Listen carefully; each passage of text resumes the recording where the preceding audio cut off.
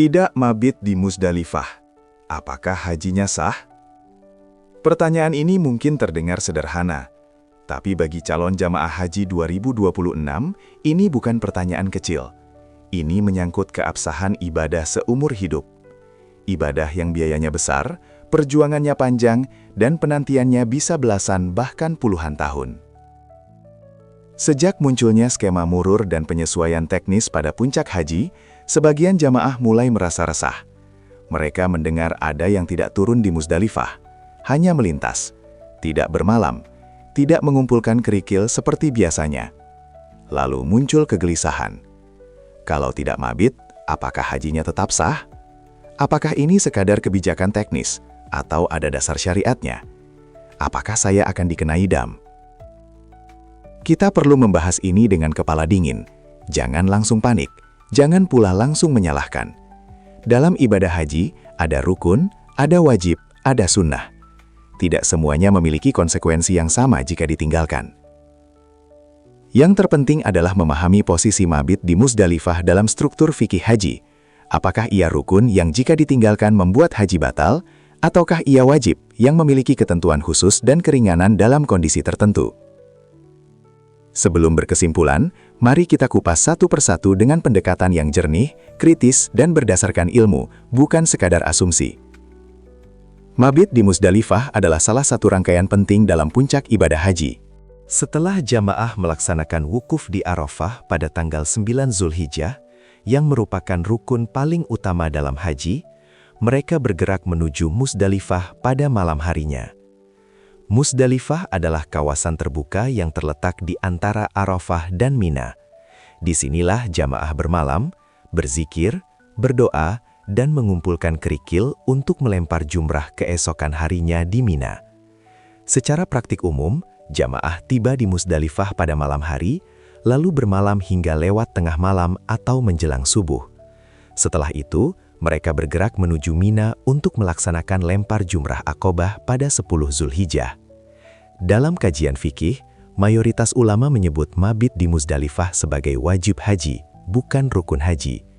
Artinya, jika seseorang meninggalkannya karena uzur syar'i, hajinya tetap sah, tetapi ada konsekuensi tertentu, seperti kewajiban membayar dam, denda.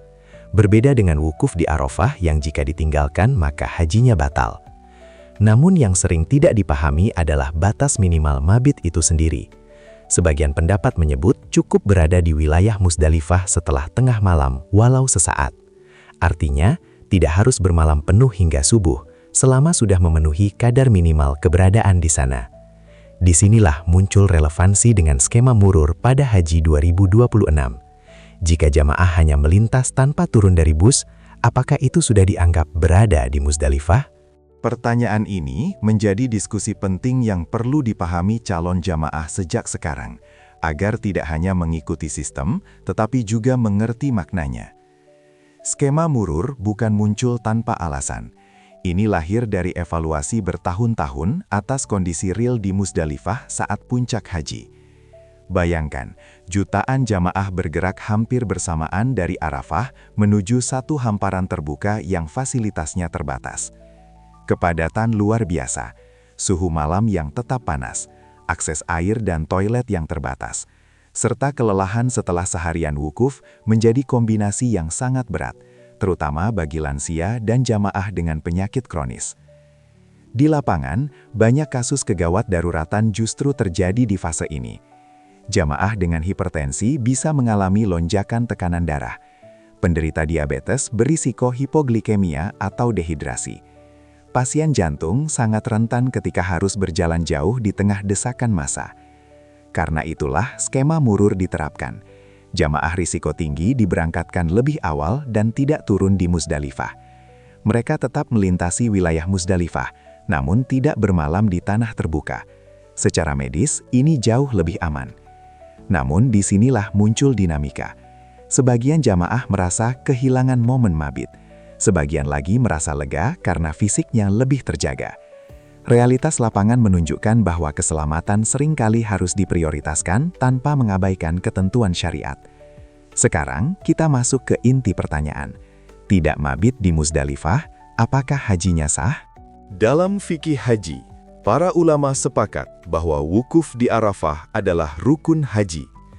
Jika wukuf tidak dilakukan, maka hajinya tidak sah. Tetapi posisi mabit di Muzdalifah berbeda.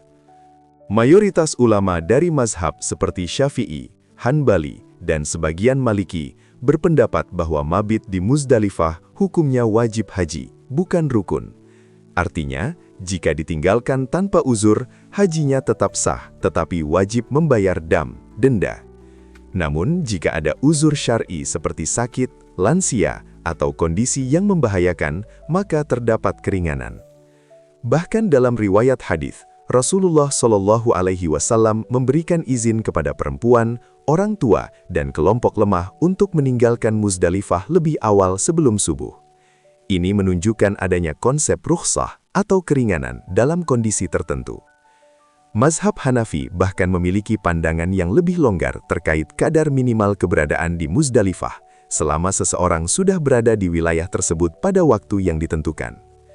Maka dalam konteks skema murur, di mana jamaah tetap melintasi wilayah Muzdalifah pada waktunya meskipun tidak turun dan bermalam, sebagian ulama kontemporer menilai hal itu masih masuk dalam cakupan sah, terutama jika dilakukan karena uzur dan kebijakan resmi otoritas haji. Namun perlu dicatat, detail hukum bisa berbeda tergantung mazhab yang diikuti dan fatwa yang menjadi rujukan resmi pemerintah serta otoritas keagamaan. Karena itu, secara fikih, hajinya tetap sah jika memenuhi syarat dan ada uzur. Bisa ada kewajiban dam jika ditinggalkan tanpa alasan yang dibenarkan. Konsultasi dengan pembimbing ibadah sangat dianjurkan agar hati tenang. Intinya, hukum haji tidak hitam putih. Ada prinsip kemampuan, keselamatan, dan kemaslahatan yang juga menjadi pertimbangan syariat. Disinilah poin yang sering terlewatkan. Banyak jamaah datang ke Tanah Suci dengan semangat luar biasa, tetapi minim pemahaman teknis. Ketika mendengar istilah murur, tanazul, atau tidak mabit di Muzdalifah, sebagian hanya berkata, ikut saja arahan petugas. Padahal, ibadah haji bukan sekedar mengikuti arus massa. Setiap keputusan dalam manasik memiliki konsekuensi fikih. Jika seseorang tidak mabit karena memang masuk kategori lansia, risiko tinggi, atau memiliki uzur syar'i, maka itu adalah rukhsah, keringanan yang dibolehkan. Namun jika secara fisik mampu, sehat, dan tidak ada kendala, lalu memilih meninggalkan kewajiban tanpa alasan yang jelas, disinilah muncul persoalan. Masalahnya bukan pada sistemnya, masalahnya pada pemahaman jamaah. Apakah jamaah tahu alasan ia tidak mabit? Apakah sudah dijelaskan oleh pembimbing kloter? Apakah ia benar-benar termasuk kategori yang diprioritaskan? Jangan sampai keputusan diambil hanya karena ingin lebih nyaman, lebih cepat sampai hotel, atau ikut-ikutan rombongan. Haji adalah ibadah yang syarat makna pengorbanan. Ada perbedaan besar antara mengambil rukhsah karena kebutuhan dan meninggalkan kewajiban karena kemudahan. Sikap kritis bukan berarti melawan kebijakan. Justru ini bentuk tanggung jawab terhadap ibadah kita sendiri. Bertanya, memahami, dan memastikan adalah bagian dari kesungguhan dalam beribadah. Karena pada akhirnya, yang kita pertanggungjawabkan bukan sistemnya, tetapi amal kita. Tidak mabit di Muzdalifah bukan otomatis membuat haji tidak sah. Yang membatalkan haji adalah meninggalkan rukun, seperti wukuf di Arafah. Namun persoalan wajib haji memang perlu kehati-hatian. Haji 2026 menghadirkan banyak penyesuaian demi keselamatan, dan keselamatan jiwa dalam Islam memiliki kedudukan yang sangat tinggi. Sekarang pertanyaannya untuk Anda. Jika Anda termasuk jamaah risiko tinggi, apakah akan memilih tetap mabit atau mengikuti skema murur? Tulis pendapat Anda di kolom komentar. Diskusi yang sehat akan membuat kita semua lebih siap. Jangan lupa subscribe agar tidak ketinggalan pembahasan kritis seputar Haji 2026, dari sisi kesehatan, regulasi, hingga fikihnya. Semoga Allah menerima niat dan langkah kita menuju Baitullah.